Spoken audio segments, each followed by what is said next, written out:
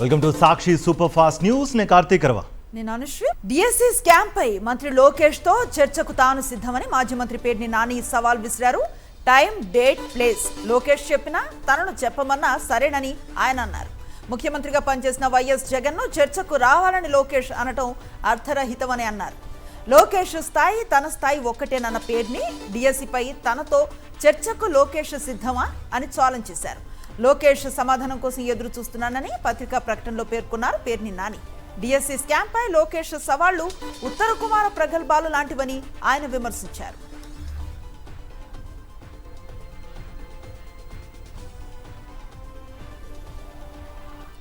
DSC scam పై మరోసారి వైఎస్ఆర్సీపీ సంధించిన ప్రశ్నలను గుర్తు చేస్తున్నానని పత్రికా ప్రకటనలో పేర్కొన్నారు పేర్ని నాని.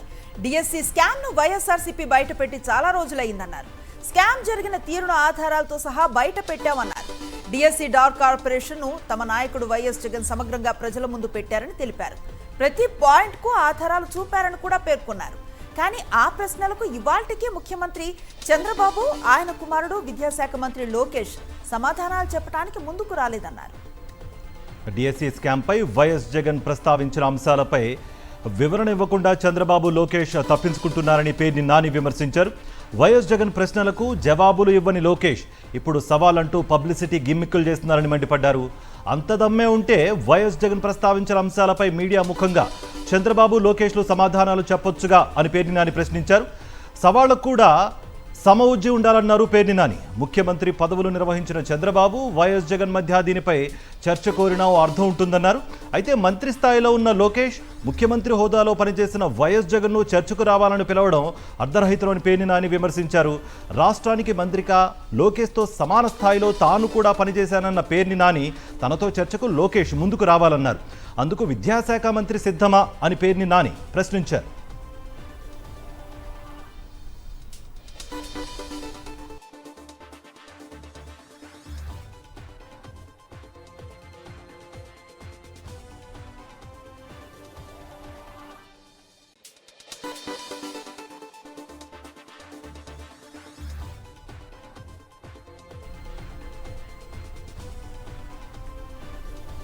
డిఎస్సి స్కామ్ పై మంత్రి లోకేష్ తో చర్చకు తాను సిద్ధమని మాజీ మంత్రి పేర్ని నాని సవాల్ విసిరారు. టైం, డేట్, ప్లేస్ లోకేష్ చెప్పినా తనను చెప్పమన్నా సరే అన్నారు. ముఖ్యమంత్రిగా పనిచేసిన వైఎస్ జగన్ ను చర్చకు రావాలని లోకేష్ అనటం అర్థరహితమని ఆయన అన్నారు. లోకేష్ స్థాయి తన స్థాయి ఒక్కటేనన్న పేర్ని డిఎస్సిపై తనతో చర్చకు లోకేష్ సిద్ధమా అని ఛాలెంజ్ చేశారు. లోకేష్ సమాధానం కోసం ఎదురు చూస్తున్నానని పత్రికా ప్రకటనలో పేర్కొన్నారు పేర్ని నాని. డిఎస్సి స్కామ్ పై లోకేష్ సవాళ్లు ఉత్తర కుమార ప్రగల్భాలు లాంటివని ఆయన విమర్శించారు.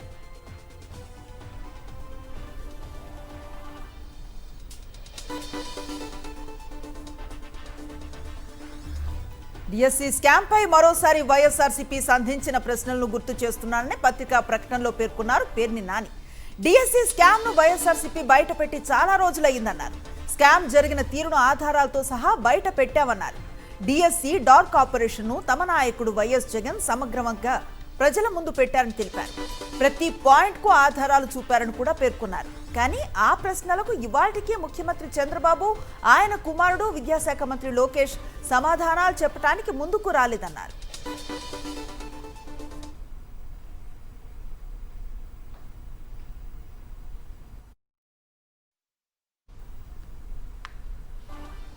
డిఎస్సి స్కామ్ పై వైఎస్ జగన్ ప్రస్తావించిన అంశాలపై వివరణ ఇవ్వకుండా చంద్రబాబు, లోకేష్ తప్పించుకుంటున్నారని పేర్ని నాని విమర్శించారు. వైఎస్ జగన్ ప్రశ్నలకు జవాబులు ఇవ్వని లోకేష్ ఇప్పుడు సవాలంటూ పబ్లిసిటీ గిమ్మిక్కులు చేస్తున్నారని మండిపడ్డారు. అంత దమ్మే ఉంటే వైఎస్ జగన్ ప్రస్తావించిన అంశాలపై మీడియా ముఖంగా చంద్రబాబు, లోకేష్లు సమాధానాలు చెప్పొచ్చుగా అని పేర్ని నాని ప్రశ్నించారు.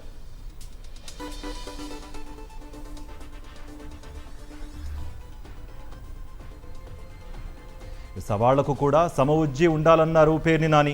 ముఖ్యమంత్రి పదవులు నిర్వహించిన చంద్రబాబు, వైఎస్ జగన్ మధ్య దీనిపై చర్చ కోరినా అర్థం ఉంటుందన్నారు.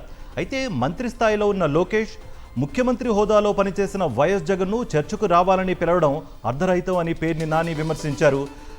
రాష్ట్రానికి మంత్రిగా లోకేష్తో సమాన స్థాయిలో తాను కూడా పనిచేశానన్న పేర్ని నాని తనతో చర్చకు లోకేష్ ముందుకు రావాలన్నారు. అందుకు విద్యాశాఖ మంత్రి సిద్ధమా అని పేర్ని నాని ప్రశ్నించారు. డిఎస్సిలో జరిగిన అక్రమాలను వైఎస్ జగన్ స్పష్టంగా వివరించారు. ఆధారాలతో సహా స్కామ్ను వివరించారు. ఆయన స్పోర్ట్స్ కోటాలో జరిగిన అక్రమాలను ఆయన కళ్లకు కట్టినట్లుగా వివరించారు. వేల మంది అభ్యర్థులకు జరిగిన అన్యాయాన్ని ఆయన బయటపెట్టారు. వైఎస్ జగన్ అడిగిన ప్రశ్నలకు లోకేష్ గాని చంద్రబాబు ఇప్పటి వరకు స్పందించలేదన్నారు. తప్పు జరగలేదని చెప్పలేకపోయారని అన్నారు. వైఎస్ జగన్ అడిగిన ఏ ప్రశ్నకు లోకేష్ చంద్రబాబు నుంచి సమాధానం లేదు అన్నారు.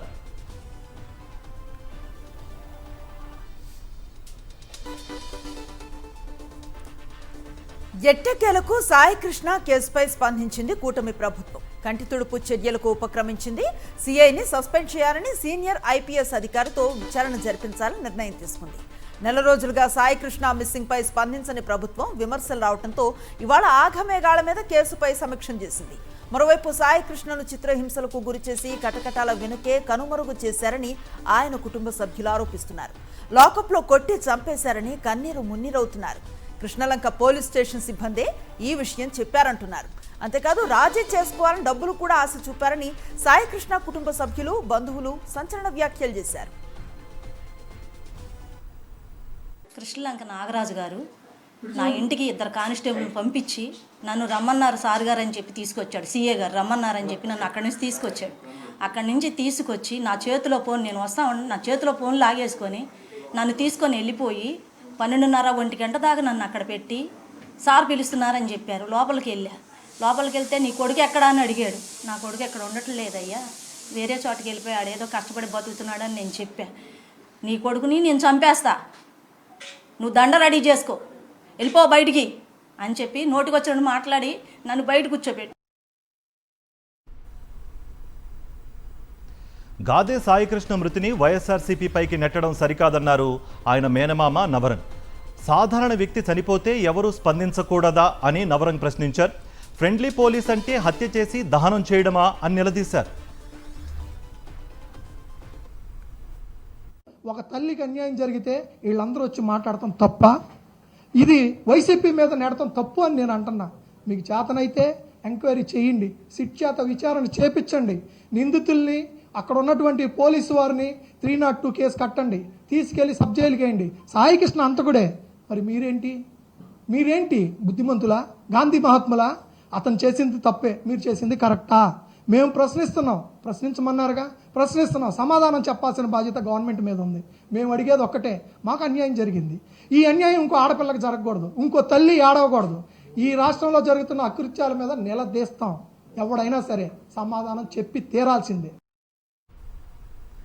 గదే సాయికృష్ణ మృతిపై సిబిఐ విచారణ జరిపించాలని మాజీ మంత్రి అంబటి రాంబాబు డిమాండ్ చేశారు. సాయికృష్ణను లాకప్ డెత్ చేశారన్న ఆయన పోలీసులే మర్డర్ చేసి శవాన్ని కాల్ చేయటం చట్టం చేసే పనా అని ప్రశ్నించారు. సాక్ష్యాధారాలు లేకోకుండా శవాన్ని పోలీసు వారు తీసుకెళ్లి దహనం చేశారే. మర్డర్ చేసింది పోలీసు వారు, ఏపీ పోలీస్, దహనం చేసింది ఏపీ పోలీస్. కోర్టులో ఏం చెప్తారండి? హెబియస్ కార్పస్ పిటిషన్ ఫైల్ చేస్తే ఆయన కోసం వెతుకుతున్నామని చెప్తారు. బూడి చేసిన మీరే ఆయన కోసం వెతుకుతున్నామని చెప్తున్నారు. ఎక్కడైనా విన్నారా? ఎక్కడైనా చూశారా?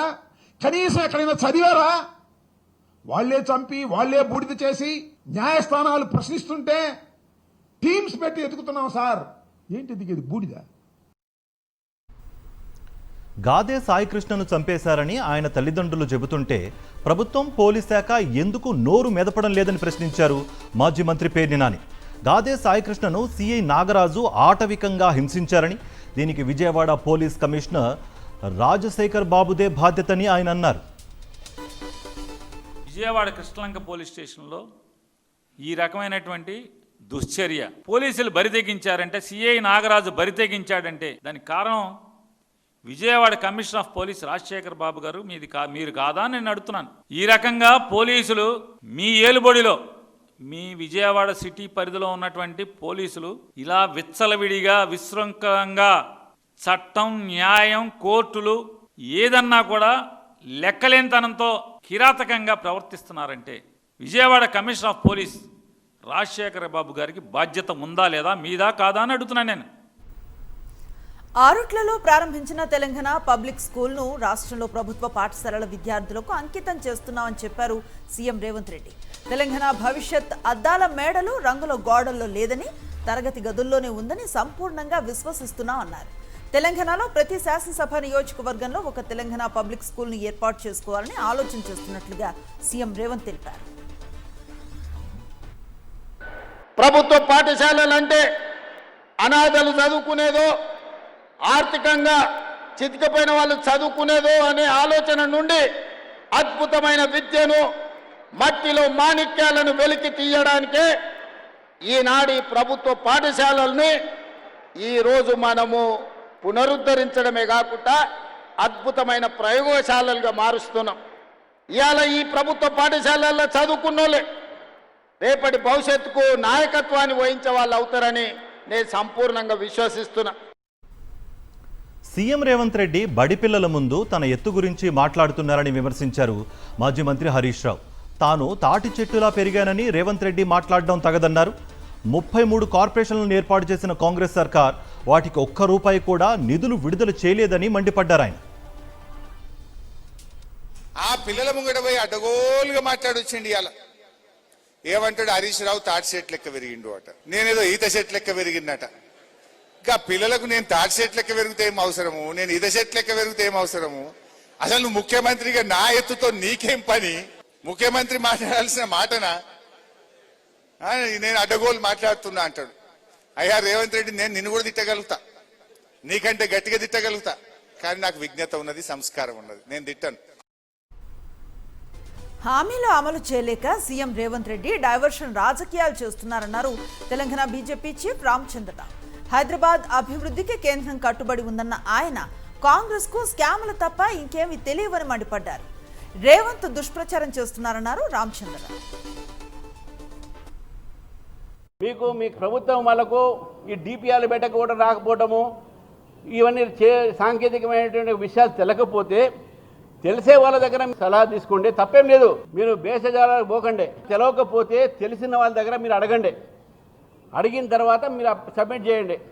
సాంకేతికమైన లోపాలతో మీరు ఈరోజు తెలంగాణకు అన్యాయం చేస్తున్నారు. అది మీ అనుభవం లేక మీ యొక్క పరిపాలన లోపంతో చేస్తూ ఉన్నారు. తెలంగాణ ప్రజలకు ఈరోజు నష్టం జరుగుతుందంటే మీ పరిపాలన లోపంతో జరుగుతున్నది. పాలేరు నియోజకవర్గ జనరల్ బాడీ సమావేశంలో పాల్గొన్నారు బీఆర్ఎస్ వర్కింగ్ ప్రెసిడెంట్ కేటీఆర్. పాలేరుకు ప్రాతినిధ్యం వహిస్తోన్న మంత్రి పొంగులేటిపై తీవ్రస్థాయిలో ధ్వజమెత్తారు. అవినీతికి కేర్ ఆఫ్ అడ్రస్ పొంగులేటి అంటూ విమర్శలు గుప్పించారాయన. సెప్టెంబర్ 28, 2024 అంటే ఇంకో 4 నెలలు అయితే 2 సంవత్సరాలు గడిచిపోతుంది. ఈడీ వచ్చి పొంగులేటి గారి మీద రైడ్ చేసింది. ఇప్పుడే మీరు చూసారు ఆ వీడియోలో. అది మనం తయారు చేసింది కాదు, టీవీల వాళ్ళు. నోట్ల కట్టలు లెక్కబెట్టే మెషిన్లు ఒకటి కాదు 3 మెషిన్లు లోపలికి తీసుకెళ్తున్నారు సిఆర్పిఎఫ్ బలగాలు అని. 2 ఏళ్లు కావస్తుంది కదా, ఏమైంది మరి ఆ కేసు? ఎక్కడ పోయినాయి 100 కోట్లు? దొరికిన 100 కోట్లు చెప్పగలరా ఎవరన్నా? రంపచోడవరం నియోజకవర్గ నేతలతో వైఎస్ఆర్సీపీ అధినేత వైఎస్ జగన్ సమావేశం కానున్నారు. ఈ సమావేశానికి స్థానిక సంస్థల మాజీ ప్రజాప్రతినిధులు, నాయకులు, కార్యకర్తలు హాజరు కానున్నారు. ప్రజా సమస్యలు, తాజా రాజకీయ పరిణామాలపై చర్చించనున్నారు. పార్టీ బలోపేతం, ఎస్ఐఆర్ పై పార్టీ శ్రేణులకు దిశానిర్దేశించనున్నారు వైఎస్ జగన్. మైలవరం నియోజకవర్గంలో టీడీపీ నేతల ఇసుక దందా అడ్డు అదుపు లేకుండా సాగుతోంది. దామునూరులో కృష్ణానది నుంచి భారీగా ఇసుకను అక్రమంగా తరలిస్తున్నారు. ఇసుకను తరలిస్తున్న అక్రమార్కులు గ్రీన్ ట్రిబ్యునల్ ఆదేశాలను బేఖాతరు చేస్తున్నారు. అయితే పచ్చమూకల ఇసుక మాఫియాను మాజీ మంత్రి జోగి రమేష్ అడ్డుకున్నారు. ఎమ్మెల్యే వసంత కృష్ణప్రసాద్ ఇసుక దోపిడీని బయటపెట్టారు. అక్రమ దందాపై జాయింట్ కలెక్టర్కు ఫిర్యాదు చేశారు జోగి రమేష్. రెవెన్యూ అధికారులకు చెప్తామన్నా, మైలవరం నియోజకవర్గంలో పావలా ప్రసాద్ చేస్తున్న అక్రమాలను గన మీరు అడ్డుకోకపోతే ఏదో ఒక రోజు అధికారులు మీరు గన పావలా ప్రసాద్కి సహకరిస్తే మూల్యం చెల్లించుకోవాల్సి వస్తుందని చెప్తా ఉన్నాం. ఏపీ బీచ్లలో బార్లు ఏర్పాటు చేసి భారీగా మద్యం తాగించాలని ప్రభుత్వం నిర్ణయించింది. బీచ్ల్లో బార్లు ఏర్పాటు చేసేందుకు మార్గదర్శకాలు జారీ చేసింది. బీచ్ షాక్స్ పేరుతో బార్లు ఏర్పాటు చేసేందుకు జీవో 362ను విడుదల చేసింది. 12 జిల్లాల్లో ఏపీ టీడీసీ గుర్తించిన చోట్ల బీచ్ షాక్స్ ను సిద్ధం చేయనున్నారు. పైలట్ ప్రాజెక్టు కింద సూర్యలంక, విశాఖ బీచ్లో బార్లు ఏర్పాటు చేయనున్నారు. కూటమి సర్కార్ తీసుకున్న ఈ నిర్ణయంపై విమర్శలు వెల్లువెత్తుతున్నాయి. విశాఖ రిషికొండ భవనాలను ప్రైవేట్కు అప్పగించాలని మంత్రుల కమిటీ నిర్ణయం తీసుకుంది. రిషికొండ భవనాలను రిసార్ట్గా మారిస్తే మంచిదైన అభిప్రాయానికి వచ్చామని తెలిపింది మంత్రుల కమిటీ. దీనిపై త్వరలో ప్రకటన విడుదల చేస్తామని కూడా ప్రకటించింది. వైఎస్ఆర్సీపీ ఆధ్వర్యంలో శ్రీకాకుళంలో రైతు విభాగం సమావేశం జరిగింది. ప్రతిపక్ష పార్టీగా రైతుల సమస్యలపై పోరాటం చేస్తూనే ఉంటామన్నారు మాజీ మంత్రి ధర్మాన ప్రసాదరావు. రైతుల తరపున పోరాడేందుకు రైతు విభాగ కమిటీ చాలా కీలకమన్నారు. కూటమి ప్రభుత్వం వచ్చాక రైతులకు అందాల్సిన రాయితీలు అందటం లేదన్నారు. రైతుల నుంచి డబ్బులు దోచుకోవటమే తప్ప చంద్రబాబు నాయకులకు ఇంకేమీ నేర్పించలేదని మండిపడ్డారు. రైతులకు అన్యాయం జరిగితే వైఎస్ఆర్సీపీ అండగా నిలుస్తుందన్నారు Dharmana Prasadarao.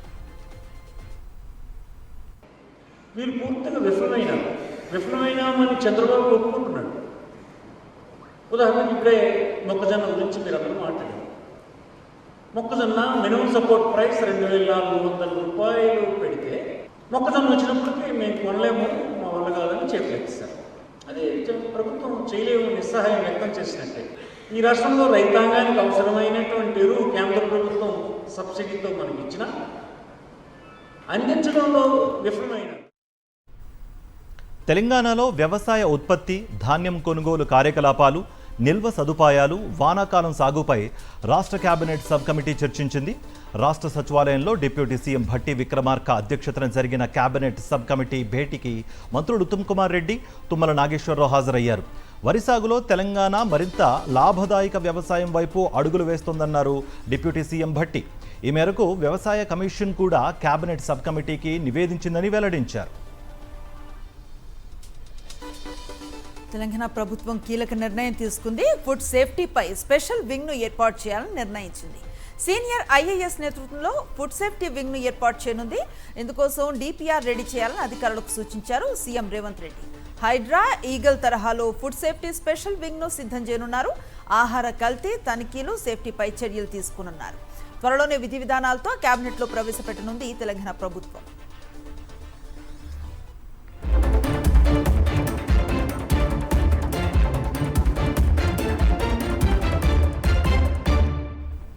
Let's dive into national updates. NEET UG re exam నేపథ్యంలో కేంద్రం విధించిన తాత్కాలిక బ్యాన్ను టెలిగ్రామ్ ఢిల్లీ హైకోర్టులో సవాల్ చేసింది. పేపర్ లీకులను అరికట్టడం, చీటింగ్ నెట్వర్క్ల మోసాలకు అడ్డుకట్ట వేయడంలో భాగంగా టెలిగ్రామ్ యాప్పై ఆంక్షలు విధించింది కేంద్ర ప్రభుత్వం. జూన్ 22 వరకు దేశంలో టెలిగ్రామ్ యాక్సెస్ను నిషేధించింది. జూన్ 30 వరకు యాప్లోని మెసేజ్ ఎడిటింగ్ ఫీచర్ను డిసేబుల్ చేసింది. పేపర్ లీక్స్ కోసం చీటింగ్ రాకెట్స్ టెలిగ్రామ్ యాప్ను అధికారికంగా వినియోగిస్తున్నట్టు దర్యాప్తులో వెల్లడైంది. ఈ క్రమంలోనే కేంద్రం ముందస్తు చర్యలు చేపట్టింది. కాగా కేంద్రం నిర్ణయంపై హైకోర్టుకు వెళ్లారు టెలిగ్రామ్ యాప్ నిర్వాహకులు. మహారాష్ట్ర రాజకీయాలు మళ్లీ ఆసక్తికరంగా మారాయి. మాజీ ముఖ్యమంత్రి ఉద్ధవ్ ఠాక్రే నేతృత్వంలో శివసేన యూబీటీ సంక్షోభంలో చిక్కుకుంది. 6 ఎంపీలు పార్టీని వీడేందుకు సిద్ధమయ్యారు. నిన్నటి వరకు చీలిక వార్తలను ఖండించిన ఉద్ధవ్ సేన ఎట్టకేలకు చర్యలకు దిగింది. ఢిల్లీలో ప్రెస్ మీట్ నిర్వహించిన యూబీటీ సీనియర్ నేత ఎంపీ సంజయ్ రౌత్ రెబల్ ఎంపీలకు అల్టిమేటం ఇచ్చారు. పార్టీ మారాలి అనుకునేవారు రాజీనామా చేసి వెళ్లాలని, లేదంటే కఠిన చర్యలు తప్పవని హెచ్చరించారు. విపక్ష కూటమిలో కీలకంగా ఉన్న సమాజ్వాదీ పార్టీ సంక్షోభం దిశగా అడుగులు వేస్తోంది. టీఎంసీ, శివసేన, యూబీటీ తర్వాత ఎస్పీలో చీలిక రానున్నట్టుగా తెలుస్తోంది. అఖిలేష్ యాదవ్ నేతృత్వంలోని సమాజ్వాదీ పార్టీలో భారీ చీలిక రాబోతుందన్నారు యూపీ మంత్రి ఓంప్రకాష్ రాజ్భర్. ఎస్పీ సీనియర్ నేత రామ్ గోపాల్ యాదవ్ ఈ తిరుగుబాటుకు నాయకత్వం వహిస్తున్నారని అన్నారు. కేంద్ర హోంమంత్రి అమిత్ షాకు ఆయన లేఖ రాశారని, బీజేపీలో చేరేందుకు సిద్ధంగా ఉన్నారని చెప్పుకొచ్చారు ఆయన.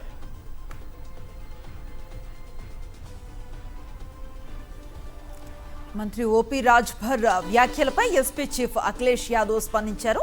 పార్టీలను చేల్చడం బీజేపీకి అలవాటుగా మారిందన్నారు. ఇదే పరిస్థితి ఎన్నాళ్లు కొనసాగుతుందని ప్రశ్నించారు. సీఎం యోగి ఆదిత్యనాథ్ సొంత ఇలాఖా గోరఖ్పూర్లో బీజేపీని ఖాళీ చేస్తామంటూ కౌంటర్ ఇచ్చారు.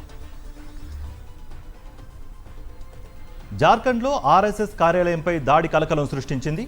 రాంచీలోని సంఘ్ పరివార్ ఆఫీస్పై అర్ధరాత్రి 2 యువకులు పెట్రోల్ బాంబులు విసిరారు. ఈ దాడికి సంబంధించిన దృశ్యాలు సీసీ కెమెరాలో రికార్డ్ అయ్యాయి.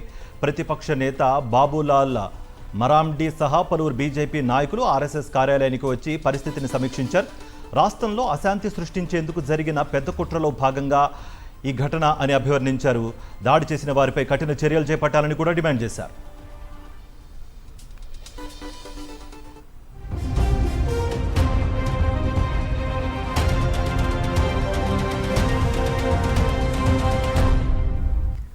అంతర్జాతీయ వివరాలు చూద్దాం. ఫ్రాన్స్లో జరుగుతున్న G7 సదస్సులో భాగంగా అమెరికా అధ్యక్షుడు డొనాల్డ్ ట్రంప్తో ప్రధాని మోదీ భేటీ అయ్యారు. హార్మోజ్ జలసంధి వద్ద ఎలాంటి ఆంక్షలు ఉండొద్దని, అక్కడ స్వేచ్ఛ వాణిజ్యం జరగాలని ప్రధాని మోదీ అన్నారు. అక్కడ వేలాది మంది భారత నావికుల భద్రతే తమకు ముఖ్యమని, వారికి రక్షణ కల్పించాల్సిన అవసరం ఉందన్నారు. ఇరువురు నేతలు ద్వైపాక్షిక అంశాలపై చర్చలు జరిపారు. పశ్చిమాసియాలో శాంతి కోసం ట్రంప్ కృషి చేశారని, హార్మోజ్ తెరవటంతో ప్రపంచ ఆర్థిక వ్యవస్థకు మేలు జరిగిందన్నారు ప్రధాని మోదీ. ఇరు దేశాల మధ్య త్వరలో వాణిజ్య ఒప్పందం జరగనుందని స్పష్టం చేశారు. ఇక ప్రధాని మోదీ తనకు చిరకాల మిత్రుడు అన్నారు ట్రంప్. త్వరలో భారత్ అమెరికా మధ్య ట్రేడ్ డీల్ జరగనుందని, బేరసారాల్లో మోదీ నిక్కచ్చిగా ఉంటారని చెప్పారు. త్వరలోనే తాను భారత్లో పర్యటిస్తానన్నారు ట్రంప్. एक्सेलेंसी, आप जानते हैं कि मैरीटाइम की ट्रेड की दुनिया में भारत के लाखों सी फेरर्स आज दुनिया के अलग अलग समुद्र में अपनी सेवाएं दे रहे हैं, विश्व की प्रगति में बहुत बड़ा योगदान दे रहे हैं और मैं समझता हूं कि उनकी सुरक्षा भी उतना ही महत्वपूर्ण है. Very close. We've been there for a little while, and he's a very tough negotiator. He's one of the toughest, actually. So you look at this man. I'll give you a lesson. He's the most beautiful-looking man. He looks so nice. He's like an angel. But actually, he's as tough as he's a killer. I don't want to. He's a killer. He's as tough as they come. But he looks so good. So he gets you by surprise. But there's few people like this. People say he's such a nice man. I said no, he's very tough. He's a tough trader, and he loves the Indian people, but he also loves the USA. We had Howdy Modi in Houston, remember? And the stadium was full. Right, remember that? He did Namaste Trump. That was great. And we'll be going to India sometime in the future. అంతర్జాతీయ సమస్యలు, దౌత్య చర్చలు, అధికారిక ప్రసంగాలు, కీలక ప్రకటనలు G7 లాంటి శిఖరాగ్ర సదస్సుల్లో సాధారణంగా ఉండే ఎజెండా ఇది. వాటి మధ్యలో ప్రపంచ దేశాధినేతల మధ్య సరదా సంభాషణలు, వ్యక్తిగత విషయాలు కూడా చర్చకు వస్తూ ఉంటాయి. తాజాగా ఫ్రాన్స్లో జరుగుతున్న G7 సమ్మిట్ సైడ్ లైన్స్లో ఇలాంటి ఘటనే జరిగింది. తాను స్మోకింగ్ అలవాటు వదిలేసినట్లుగా తెలిపారు ఇటలీ ప్రధాని జార్జియా మెలోని. నెల క్రితమే మానేశానని చెప్పుకొచ్చారు. దీంతో అక్కడున్న మిగతా నేతలంతా ఆమెను అభినందించారు. గతంలో మెలోని స్మోకింగ్ గురించి ట్రంప్ కూడా కామెంట్ చేశారు. ఆమె సిగరెట్ మానేస్తే మరింత అందంగా ఉంటారని అనడం అప్పట్లో వైరల్ అయింది. దక్షిణ టెక్సాస్లో హైవేపై విమానం కుప్పకూలింది. ఈ ఘటనలో ఒకరు ప్రాణాలు కోల్పోగా, కాక్పిట్ అద్దాలు పగలగొట్టి మిగిలిన ప్రయాణికులను రెస్క్యూ టీమ్స్ బయటకు తీశాయి. విమానం రోడ్డుపై కూలటంతో పలు వాహనాలు ధ్వంసమయ్యాయి. విమానం నుండి భారీగా మంటలు చెలరేగటంతో ఫైర్ సిబ్బంది మంటలను ఆర్పివేశారు. చిన్న విమానం కావడంతో పదుల సంఖ్యలోనే ప్రయాణికులు ఉన్నారు. గాయపడ్డ వారిని సమీపంలో ఆసుపత్రికి తరలించారు.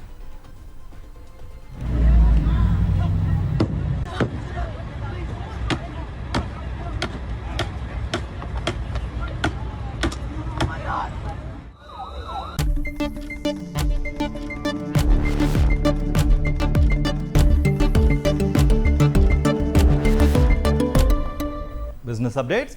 దేశీయ స్టాక్ మార్కెట్ సూచీలు వరుసగా మూడో రోజు లాభాల్లో ముగిశాయి. అమెరికా, ఇరాన్ మధ్య శాంతి ఒప్పందం కుదరడంతో మన మార్కెట్లో కొనుగోళ్లు ఉత్సాహం కనిపించింది. ముడి చమురు ధరలు దిగి రావడం, ద్రవ్యోల్బణం, వృద్ధి భయాలు తగ్గుముఖం పట్టడము మార్కెట్కు కలిసొచ్చింది. ముఖ్యంగా IT, FMCG, realty, consumer durable stocks రాణించగా మెటల్ స్టాక్స్లో అమ్మకాలు ఒత్తిడి కనిపించింది. సెన్సెక్స్ 77,155 వద్ద, నిఫ్టీ 24,000 మార్కు కాస్త దూరంలో నిలిచింది.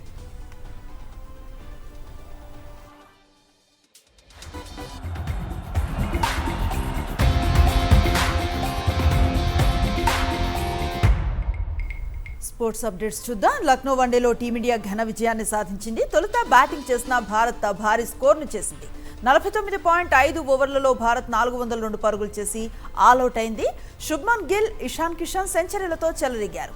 ఇక 403 పరుగుల టార్గెట్తో బరిలోకి దిగిన ఆఫ్ఘన్ 232 పరుగులకే ఆల్అౌట్ అయింది. దీంతో భారత్ 170 పరుగుల భారీ విజయాన్ని సాధించింది. ఇవి సూపర్ ఫాస్ట్ న్యూస్ డీటెయిల్స్. మరిన్ని అప్డేట్స్ కోసం ఛానల్ను సబ్స్క్రైబ్ చేయండి. నోటిఫికేషన్స్ కోసం బెల్ ఐకాన్ పై క్లిక్ చేయండి.